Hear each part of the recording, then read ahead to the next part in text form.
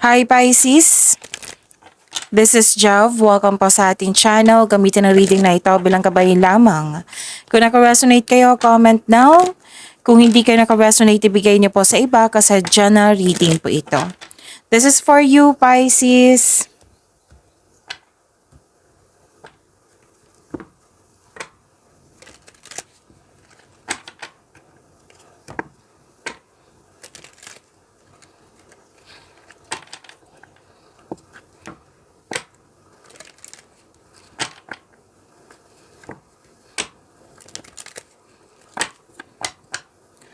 Para po ito sa iyo, Pisces.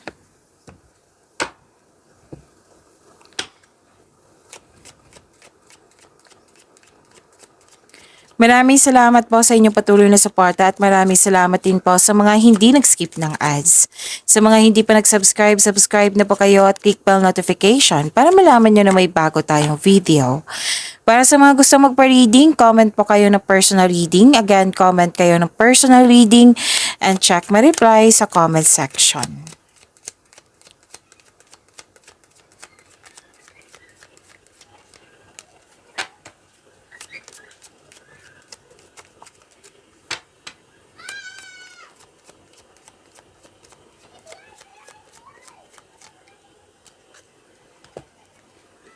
Wow, ang ganda. Mm. Okay. Makaka-receive kayo. Oo. Makaka-receive kayo ng tulong o regalo. Pwede din nagbigay ng compliment, recognition. Abundance and love is blooming. Kitang-kita ko dito yung happiness mo. You deserve this. Pisces, claim nyo po. Lalo na ito. Itong parating na pera sa inyo. Malaking pera to, ha? Pwedeng literal na malaking pera talaga. Pwede din na yung opportunities na makapagbigay sa'yo ng malaking pera. Yes, kasi may nakita ko opportunities dito. Pwedeng maraming transaksyon, maraming benta, maraming proyekto. This is cash flow po, Pisces. So, claim nyo po. Iwasan nyo lang po mag-overthink. Oo, kasi may nakita kong overthinking dito, nag-overanalyze. Pwede din nawala, kundi fear, doubt, hesitation, or pwedeng anxiety to or stress. So, sana'y ma-overcome nyo yan.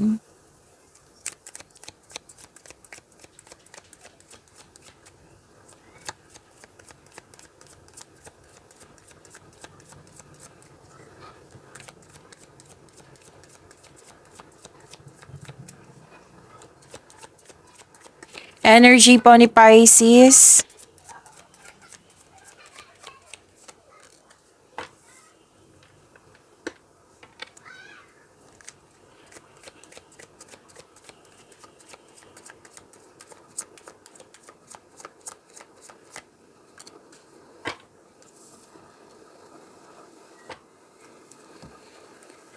Pisces, paalala lang po. Kung may napansin kayo na repeating message, meaning to say pinupush ng cards niyan. Like for example, nanood kayo sa isang video reading natin, yung weekly Gabay Tarot reading, at may napansin kayo, at dito rin, at may napansin kayo na repeating message. Yan po yung pinupush ng cards nyo na kailangan nyo bigyan ng atensyon, solusyon, at aksyon kung maaari po. So ano yung energy ni Pisces?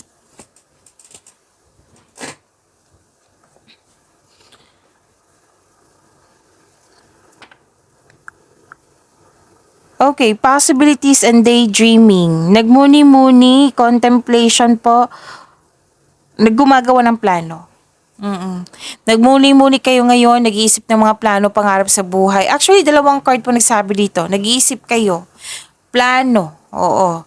Nag-iisip ng mga plano, pangarap sa buhay, nag-iisip ng mga desire sa buhay. Ang ilan nga dito, parang pinipili mo yung taong totoo sa'yo. Kung sino yung totoong tao sa iyo, ang siyang gusto mong kaibiganin, or pwede din na mga maliligaw mo to, pinipili mo kung sino yung may genuine na love sa iyo. Pero kung pumipili po kayo ngayon, sabi ng card, don't hesitate too long. Kasi nakita ko dito, baka sa sobrang pag-iisip, maghahati dito ng pagkakalito. Which is lumabas dito, yung overthinking. Okay? Nag-clarify siya dito sa inyong tarot cards. At Pwede din temptation po ito. May gusto kayong bilhin na hindi pa dapat kasi wala pang budget. Pwede. O, pwedeng may gusto kayong bilhin na tempt kayo sa isang bagay. Pwede sa isang tao. Like for example, committed na tapos sa tempt kayo. Pwedeng yung person mo, pwedeng yung taong nagkukwento sa inyo ngayon or kayo ito. Basta may temptation ako nakikita dito. Alam na alam nyo yan kung ano yan. Okay? So, sana'y piliin nyo ang peace of mind. Piliin nyo po yung balanse sa pera. Basta, huwag nyo piliin yung magbibigay ng sakit ng ulo. Okay? Oh, maraming ideas. Maraming ideas. You're very inspired. Nagpaplano. Pwede din dagdag investment to. Oo, kasi hati yung, bakit ko nasabi na may love life, may ano, yung energy mo is focus talaga sa love life, hati eh. Meron din sa career and money. Okay, na nagpaplano kayo for dagdag investment na para magkaroon ng financial growth. Yung mas lumawak nga, mas lumaki yung pangarap mo sa buhay, nagpaplano ka ng karagdagang investment. So, pag level up po ito, nagbigay ka ng sipag para magkaroon ng promotion.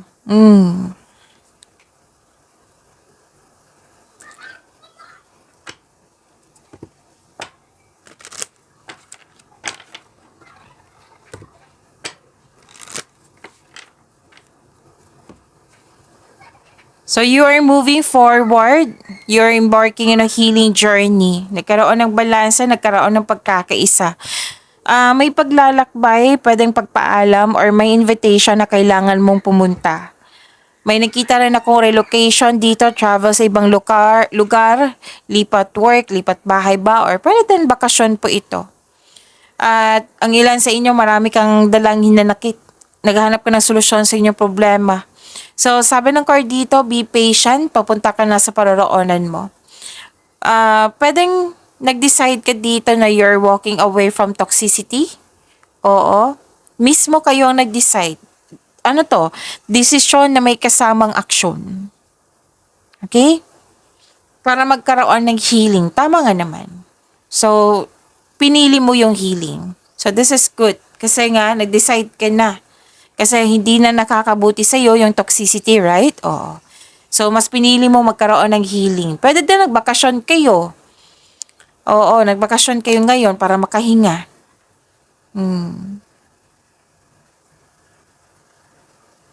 May magbuo ng pamilya, oh. May nag-decide dito na magbuo ng pamilya or mag-live-in. At ang ilan sa inyo may plano mag-resign, subukan yung ibang career opportunities. Okay, so this is the clarification of your card here na may parating na malaking pera. Okay, ito, nag-clarify siya dito at dito rin. So may parating na pera, magkakaroon ng financial stability.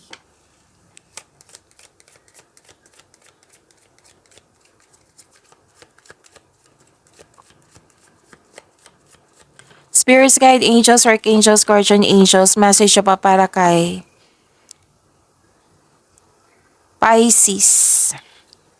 Chakra clearing. Sabi po ni Archangel Metatron, call upon me to clear and open your chakras using sacred geometric shapes.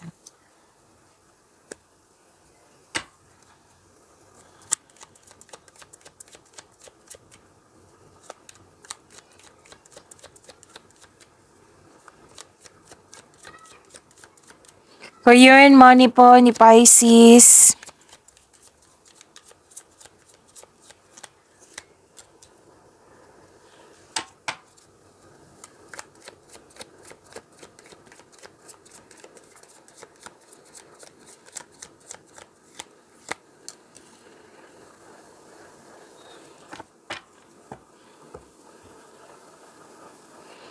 Okay, so career and money niyo po. Okay. Sabi kasi ni Archangel Metatron dito, include niyo po siya sa prayer niyo. Oo. Kasi tutulungan ka niya para re-energize ka, para magkaroon ka ng positive energy flow. para mawala na yung bigat ng nararamdaman mo. Tutulungan ka ni Archangel Metatron to move forward na magkaroon ng healing. Yan.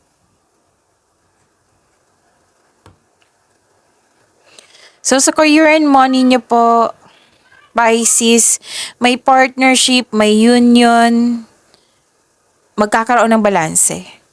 May parating na job opportunity po or business partnership, kasosyo. Pwede din tulong ito. Oo, tulong for moral support or literal na magbibigay ng pera. Oo, para tulungan ka. Which is, nag-clarify siya dito, 'di ba? Sabi ko sa inyo kanina na may makaka-receive kayo ng tulong or regalo. Okay? So, nag-clarify po siya dito. So, magtutulungan kayong dalawa. Basta sabi ng card dito, na i-grab mo na itong opportunity na ito kasi magkakaroon po ng financial growth. Basta planuhin ng mabuti at sipagan sa araw-araw.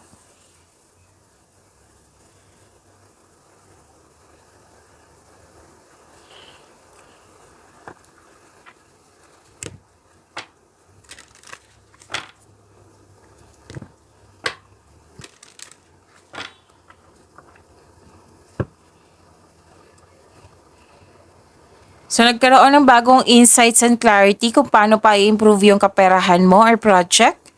Sign din ito sa mga gustong magsimula ng negosyo or mag-level up sa trabaho.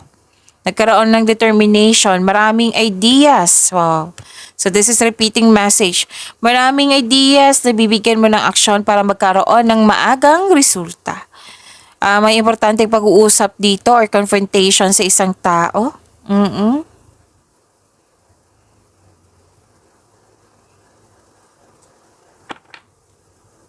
Okay. May loss of connection ako nakikita talaga dito. So, nag-clarify siya dito from your energy to here. Na loss of connection. Or loss of things or loss of opportunity.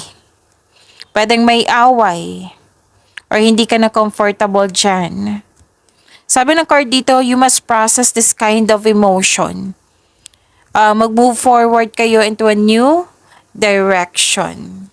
Pwedeng may tuto sa inyong ideas, plano, or desisyon. Pero nakikita ko naman dito na masusunod po yung gusto mo. Okay? So, ilang cards na nagsabi dito na may new beginning.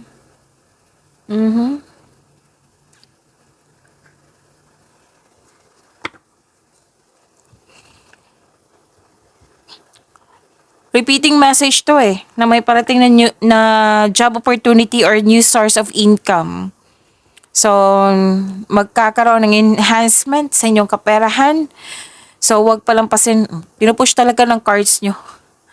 Oo, paulit-ulit na sinasabi na nire-remind ka, Pisces, na wag mong kalimutan na wag mong palampasin ng pagkakataon na binigay sa iyo. Siyempre, samahan mo ng konkretong plano at sipag. Okay? Pwede din nag-enjoy ka sa mga ginagawa mo dyan, sa paggawa ng plano. Oo. May bagong kaibigan kayo or kasamahan. This is new beginning also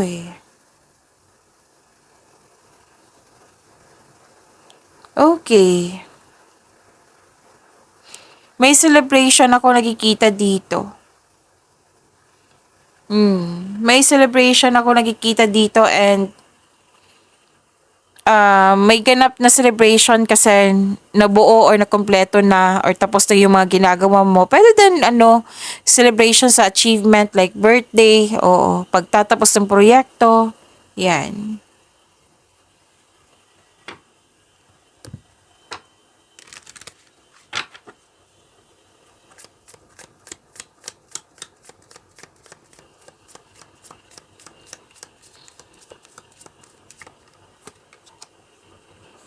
Okay, what is this?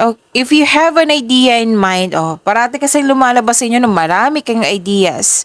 Another card na nagsabi na idea. If you have an idea in mind, this is giving you the green light that there is a need for it. So, this is a go signal na tanggapin talaga. Pinupush ng cards nyo. Pisces na Pisces, huwag mong kalimutan ha, nabigyan ng konkretong plano yung binigay na pagkakataon sa iyo. May potential yan, basta sipagan mo lang yan. Yan yung pinupunto ng cards mo eh. Kumbaga kinukulit ka. Mm. So sabi dito, save time, energy, and create passive income by moving your business online. It might be na nagpasya kayo na mag-online business or nagpasya kayo sa inyong negosyo na magkaroon ka ng another income like pinasok nyo sa online business. Pwede nag-Shopee kayo kasi may nagsabi sa akin ngayon. O pumasok kayo sa Shopee, pwede.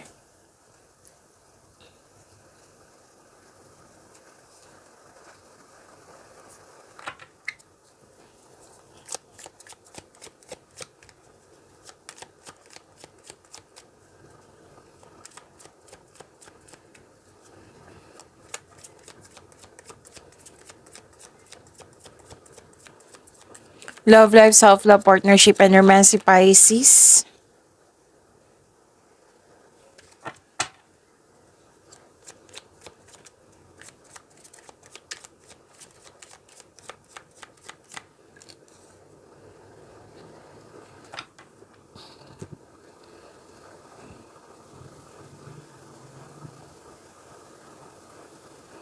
Okay. So love life, self-love, partnership, and romance. Sa mga single, you've been doing a great job to love yourself. May potential din na mamimit mo yung posibleng romantic partner mo. So, do something special for yourself. Treat mo yung sarili mo dahil deserve mo ito. Sa buhay mag-asawa, sa mga may relasyon, pwede din naman sa mga single kasi may plano po kayo talagang magbakasyon. Na yung bigyan nyo ng oras yung sarili mo. So sabi ng card dito, deserve mo ito dahil naging masipag ka sa iyong buhay karera. Oh, so a time of enjoyment and you're feeling safe. May dito eh. May nakita kasi ako dito nag-decorate, nag-renovate ng bahay, nagbakasyon. You're focused on what brings you the most peace. Yan.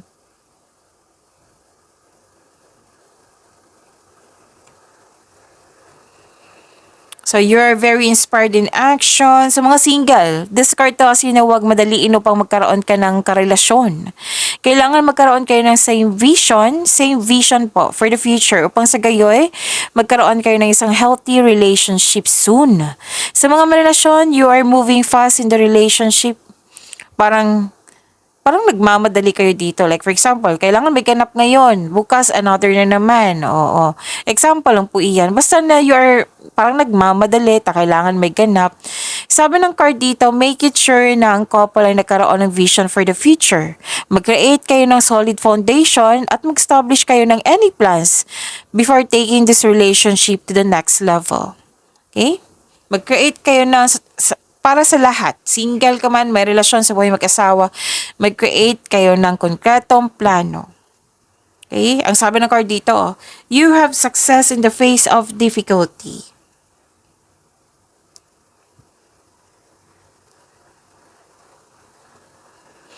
At nakita ko dito, okay.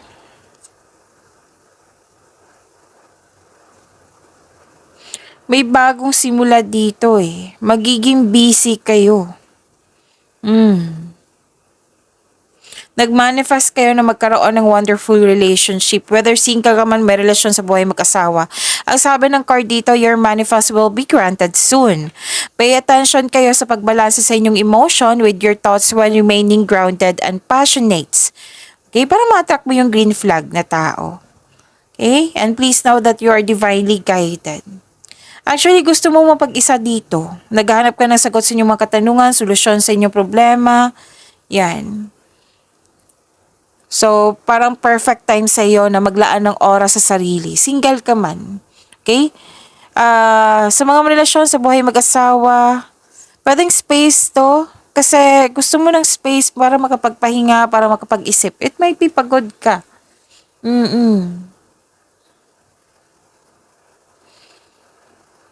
At nakita ko rin dito na nagkaroon po ng